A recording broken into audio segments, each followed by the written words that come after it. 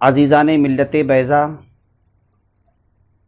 جیسا کہ آپ جانتے ہیں کہ یہ ماہ ذوالحجہ چل رہا ہے، اس کا تعلق جہاں ایک طرف سنت ابراہیمی سے ہے، وہیں دوسری طرف امام المشارق والمغارب امیر المومنین سیدنا مولا علی علیہ السلام سے بھی ہے۔ اللہ کے رسول حضرت سیدنا ابراہیم خلیل اللہ علیہ السلام کی یہ سنت ہے جسے ہم قربانی کے نام سے جانتے ہیں۔ ہمارے ملک کے جو آج ملک کے ہی نہیں بلکہ پوری دنیا کے آج جو دگرگون حالات چل رہے ہیں اور جن مصائب و آلام سے پوری دنیا دوچار ہے، یقیناً وہ ہمارے لیے بڑے صبر آزما لمحات ہیں،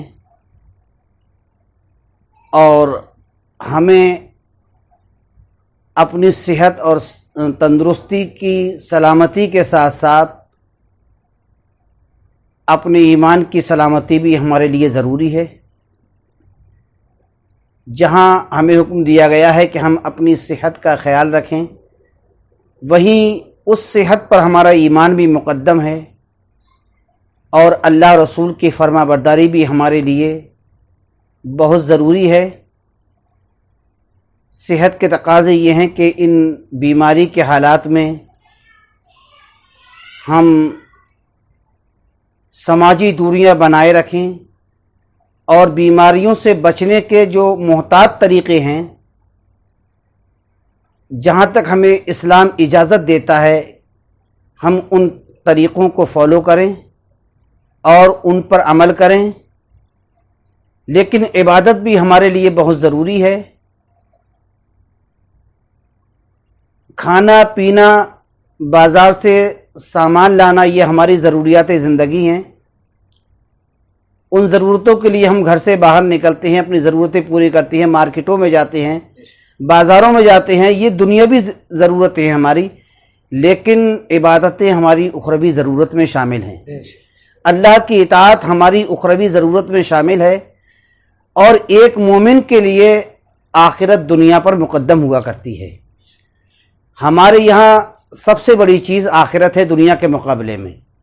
اللہ رب العزت نے قرآن پاک میں ارشاد فرمایا ہے، وَالْآخِرَةُ خَيْرٌ وَأَبْقَىٰ، آخرت بہتر اور ہمیشہ باقی رہنے والی زندگی کا نام ہے۔ تو ہمیں اپنی اخروی زندگی کا بھی لحاظ رکھنا ہے، اور دنیا میں ہم اس قابل بنے رہیں کہ عبادت کرتے رہیں، تو اس کے لیے ہمیں اپنی صحت کا لحاظ بھی رکھنا بہت ضروری ہے۔ تو سماجی دوریاں قائم رکھتے ہوئے ایڈمنسٹریشن کی طرف سے ہمیں جتنے لوگوں کے ساتھ جماعت کرنے کی اجازت دی گئی ہے، مساجد میں اتنے ہی لوگوں کے ساتھ نمازیں ادا کریں۔ باقی لوگ زور جبر کر کے امام پر یا کمیٹی پر دباؤ ڈال کر مسجدوں میں جانے کی کوشش نہ کریں، یہ ہمارے لیے مشکلیں کھڑی کر سکتی ہیں۔ یہ باتیں آپ کی، بہتر یہ ہے کہ آپ جہاں بھی ہیں وہیں نماز پڑھ لیں، وہیں جماعت قائم کر لیں۔ اللہ کے رسول صلی اللہ علیہ وسلم نے برسوں پہلے ہماری رہنمائی فرما دی تھی۔ اللہ کے رسول فرماتے ہیں کہ اللہ تعالیٰ نے جو مجھے چیزیں خصوصیت کے ساتھ عطا فرمائی ہیں، جو 5 چیزیں، ان میں سے ایک چیز یہ بھی ہے کہ میرے لیے پوری روئے زمین کو مسجد بنا دیا گیا ہے۔ مومن کے لیے اللہ رب العزت نے پوری روئے زمین کو مسجد بنا دیا گیا ہے، اور یہ ایسے ہی حالات میں ہیں جب ہمارے لیے مسجدوں پر تالے لگ چکے ہوں، یا دنیاوی اعتبار سے، صحت کے اعتبار سے، طبی اعتبار سے ہمارا مسجدوں میں جانا ہماری صحت کے لیے نقصان دہ ہو، تو ایسے حالات میں ہم جہاں بھی ہیں وہ جگہ ہمارے لیے مسجد ہے۔ جب ہر جگہ ہمارے لیے مسجد ہے تو پھر اب مسجد میں جانے کی ضد کیا؟ جہاں چاہیں وہاں آپ نماز پڑھ لیں۔ اب یہ ضروری نہیں ہے کہ آپ ہر جگہ جہاں نماز پڑھ رہے ہیں وہاں آپ امام ہی رکھیں مستقل طور سے۔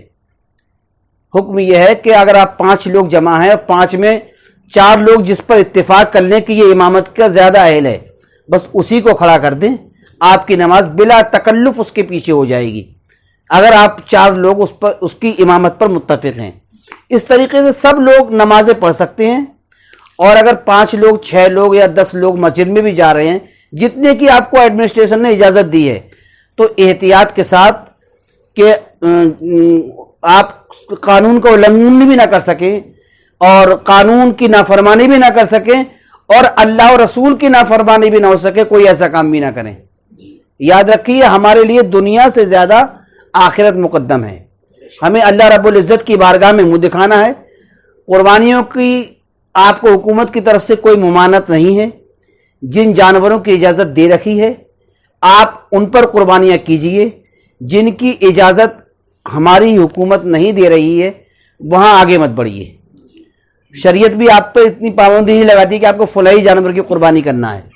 कुर्बानी कीजिए, और कुर्बानी नहीं, कोई भी अमल ऐसा ना हो जिससे आपके पड़ोसी को या आपके किसी मिलने जुलने वाले को, आपके हमवतन को किसी तकलीफ का एहसास हो। ना आप उनका दिल दुखाएं और उन्हें भी चाहिए कि ना वो आपका दिल दुखाएं। मेल से, मोहब्बत से रहिए।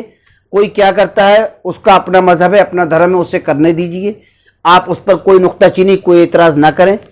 और आप क्या कर रहे हैं, औरों को भी ये चाहिए कि वो आपको करने दें। आप अपने धर्म पर रहिए, हम अपने धर्म पर का पालन करेंगे। इससे बेहतर इस दुनिया के अंदर, इस हिंदुस्तान के अंदर गंगा जमनी तहजीब को बरकरार रखने का इससे बेहतर और कोई तरीका नहीं हो सकता है। सब अपने अपने मसलक, अपने अपने मजहब, अपने अपने धर्म पर रहते हुए अपनी इबादतें में आस्थाएं जहां भी रखते हैं वो आप करते रहें। सबसे बेहतर तरीका ये है। और जहां तक ईद मिलन की बात है, तो यकीनन ईद के दिन मुआनका करना, मुसाफहा करना, ये नबी कौनैन सल्लल्लाहु अलैहि वसल्लम की सुन्नत है। लेकिन ये ऐसी सुन्नत नहीं है कि आपको हर हाल में इस पर अमल करना ही करना है।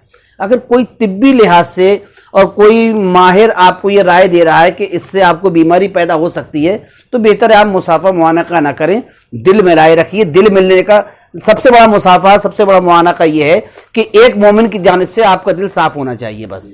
अगर मुआनके का मौका नहीं मिल पा रहा है किसी तिब्बी उज़्र की बुनियाद पर, तो ये ज़रूरी नहीं है कि आप मुआनका करें। एक दूसरे से मोहब्बत के साथ रहिए, मेल मिलाप रखिए।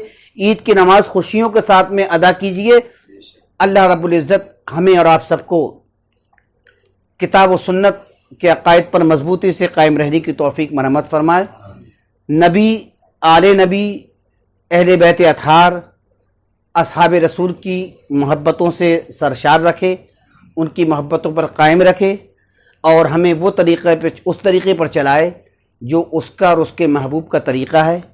उसी पर हमें गामज़द रखे। और मैं तमाम देशवासियों से ये गुजारिश करूँगा कि इस वक्त हिंदुस्तान में 2 त्यौहार करीब हैं। एक मुसलमानों का त्यौहार है और एक दूसरी कम्युनिटी का त्यौहार है। हर मज़हब के, हर मिल्लत के, हर मुल्क के रहने वालों के अलग अलग त्यौहार होते हैं। अपने अपने त्योहारों में सब शिरकत करें, अपने अपने त्यौहार खुशी के साथ मनाएं और कोई किसी पर किसी किस्म का तंज न करे और किसी भाई को किसी किस्म की कोई तकलीफ़ पहुंचाने की कोशिश न करे। बल्कि अगर कहीं किसी को कोई तकलीफ़ पहुंच रही हो तो हमारे पड़ोस और हमवतन होने का हक़ ये है, फ़र्ज़ ये है कि हम अपने भाई की मदद करें, उसको परेशानी से निकालें। अल्लाह रब्बुल इज़्ज़त की बारगाह में दुआ है कि ये कोरोना के नाम से जो वबा पूरी दुनिया में फैली हुई है, अल्लाह रब्बुल इज़्ज़त पंजतन पाक के सदक़े में इस बला से तमाम आलम इंसानियत को नजात नसीब फरमाए। हज़रत बीमार इमाम ज़ैनुल आबिदीन अलैहिस्सलाम के सदक़े में पूरी मिल्लत को शिफा अता फरमाए। हमारे मुल्क को खुशहाली और तरक्की की राह पर गामज़न फरमा दे। जो लोग हमारे मुल्क का बुरा चाहते हैं, वो इंटरनल हों या एक्सटर्नल हों, वो हिंदुस्तान के रहने वाले, हिंदुस्तान के बाहर के हों, जो हमारे मुल्क का बुरा चाहते हैं, परवरदिगार आलम उन्हें अक्ल सलीम अता फ़रमाए, उन्हें हिदायत अता फ़रमाए। अल्लाह ताला हमारे मुल्क को दिन दूनी रात चौगुनी तरक्की मरहमत फ़रमाए। अस्सलामु अलैकुम व रहमतुल्लाहि व